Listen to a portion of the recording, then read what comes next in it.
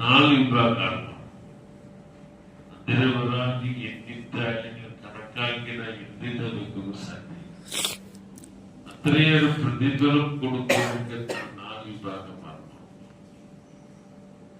ആ വിഭാഗം എക്സ്പെൻസീവ് ചെന്നെങ്കിൽ ಖರ್ಚಾಕಲಿಕ್ಕೆ ಅದು ಒಂದು ಹಬ್ಬವು ಮಗುಬೇನಾಯಿತು. ഏത് വിഷയത്തിൽ ಖರ್ಚಾಕಲಿಕ್ಕೆ മക്ക പാപ്പം മകനെന്ന് എത്ര എന്ത് കൊടുത്തെങ്കിലും എവിടെയും മതിയിದ್ದಾರೆ. ഇപ്പോ വാദിക്കുവാനാണ് അത് കൊടുത്തേ ഇത് കൊടുത്തേ മറ്റത് കൊടുത്തേ എന്തെങ്കിലും ನಾನು ಒಬ್ಬೊಬ್ಬರನ್ನು നോക്കിയാൽ അഭിമാനപ്പെട്ട ആത്മാവ്. പക്ഷെ അത് എവിടേക്കും ഏത് നിൽക്കത്തില്ല. അങ്ങാക്കി നിൽക്കത്താവോ എന്തിനെല്ലാം നിങ്ങളുടെ ബന്ധാക്കൾ കഷ്ടപ്പെട്ടതിന്റെ ഒരേ ഒരു ശതമാനത്തിൽ അപ്പവും എന്തായിരിക്കും. അങ്ങനെ ബാപ്പവും മേലിൽ വരും ഒക്കെ എക്സ്പെൻസ് ആക്കി ಖರ್ಚಾക്കി അധികം ഒന്നാവുന്നതിന് കൊടുക്കുന്ന പ്രതിഫലം ഏറ്റവും വലിയ ಖರ್ಚು മനുഷ്യനെ നല്ല രീതിയിൽ പാപവും സെക്കൻഡ്ലി അവന്റെ മക്ക പിന്നെ ഇങ്ങനെ വേണമെങ്കിൽ ഒരു മനുഷ്യൻ വേസ്റ്റായിട്ട് ಖರ್ಚಾക്കലാണ് നല്ല രീതിയിൽ ಖರ್ಚಾക്കലുണ്ട്. ആ ഒരു ಖರ್ಚು അല്ലാഹു തആല ഹറാമായിട്ടുള്ള പ്രതിഫലങ്ങൾ കൊടുക്കണം. മൂന്നാമതായിട്ട് അല്ലാഹു തആല കൊടുക്കുന്ന പ്രതിഫലം കണക്കില്ലാത്ത പ്രതിഫലം ഇഫ്താറാക്കുവാൻ നോമ്പ് തുറപ്പാട്ടിലാണ് പാടും.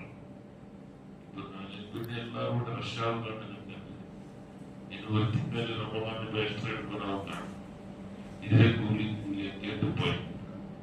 ഇതിന് മൂന്നാമത്തെ ആളാണ് നോമ്പ് തുറപ്പാട്ടിന് ആത്മാവിന് അല്ലാഹു തആല കൊടുക്കുന്ന പ്രതിഫലം കണക്കും കഴിയില്ല. ഇതില്ലേ കണക്കും കൈയില്ലാതിരിക്കുന്ന പ്രതിഫലം അല്ലാഹുവിന്റെ നോമ്പ് തുറപ്പാട്ടിന് ആത്മാവിന് കൊടുക്കണം. പക്ഷെ ഞങ്ങളത് മനസ്സിലാക്കി ഞങ്ങൾ കണക്കാക്കുന്ന 5,000 രൂപ 10,000 രൂപ 25,000 രൂപ ചില 1,00,000 രൂപ കണക്കണം. വേറെ അനഗത്യമായ എത്ര ಖರ್ಚು ಬಂದೆങ്കിലും അത് അതുമെന്ന് ഒരു പടിയില്ല, ഒരു മനസ്സിൽ വേനുണ്ടാവും. അത്യഗത്യമായ ചില ಖರ್ಚಾക്കലേക്ക് മാത്രം നിങ്ങൾ പിശുക്ക് കഴിയും.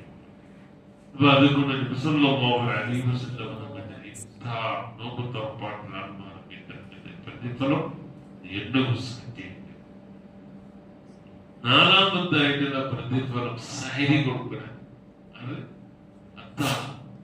അത്താഴം മാത്രമല്ല, അത്താഴം സുന്നത്തായിട്ട് ഈ അത്താഴ ഉണ്ണുമ്പത്തും ഞാനിത് സുന്നത്തായ എനിക്ക് സഹരി ആഗ്രഹിയാക്കി അതും കുരുങ്ങിട്ടുണ്ട്.